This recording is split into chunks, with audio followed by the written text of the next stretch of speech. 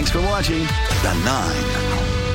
Well, no matter how happy you are in your relationship, talking about money can still lead to an argument. And that's why a lot of couples just avoid that topic entirely. Financial instructor Michael Masserant from the Retirement Education Foundation is here to share the top money mistakes that couples make and how to get tough financial conversations started. Michael, so glad you're here for this one. Of course. Thanks for having me back. Okay, so money just makes people uncomfortable. It And, can. you know, you are in a relationship and everything is good. You don't always want to bring up the thing that's going to be a sore spot for somebody. It can be a source of tension, and that is, so financial topics can be one of the leading causes of separation or divorce. So getting these things kind of nailed down early to make sure we're on the same page is important.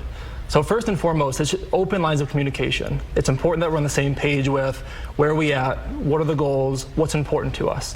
And then secondly, trying to avoid any financial infidelity is important as well. What is financial infidelity? So hiding accounts, hiding spending, hiding risky investments that the other person doesn't know about, because when those things go south, it can get ugly fast. Okay, now just real quick, I am from the South and I was taught when you get married, a woman should have a little nest egg, just something to protect herself, because if the man is in control of the money, again, this is very Southern, but it would literally still help people, you know, think and operate right now. For sure, and different systems work for different people. Yeah. In terms of, some people have joint bank accounts and everything's in one account. Some people have my account and your account.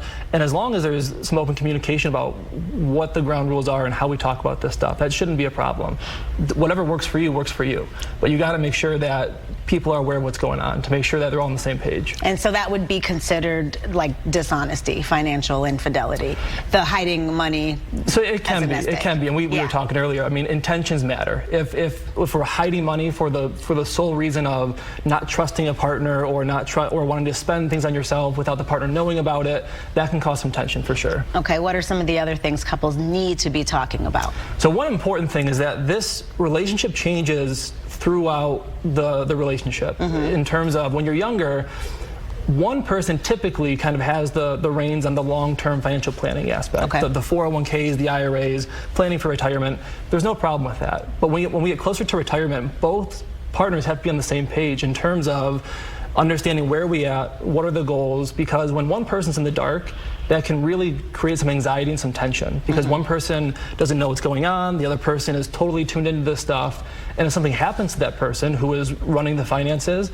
that person who wasn't sort of in the know is now in a huge threat to be taken advantage of. How do you avoid that? So a lot of that's education. As we're getting older, it's got to go from a one-player sport to a two-player sport, if you will, and that just requires some education. And sometimes that other spouse who's not involved doesn't care to want to learn where are the accounts at, how much do we have, what are we doing, why are we doing it. But it's that much more important for that person to learn those things in case something happens to the spouse who is in control of those things. Very true. You have, I mean, there's a lot of blind trust. You're in a great marriage, you know, but the husband is the money guy or the wife is the money person, the money lady.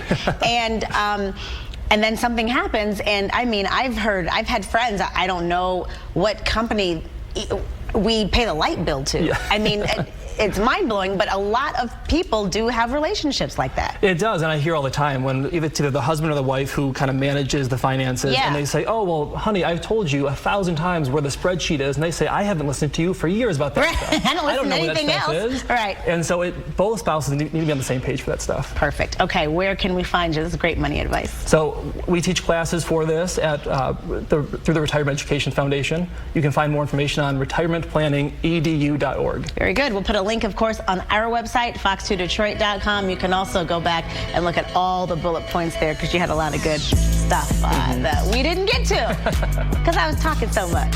But you're great. Thank you so much.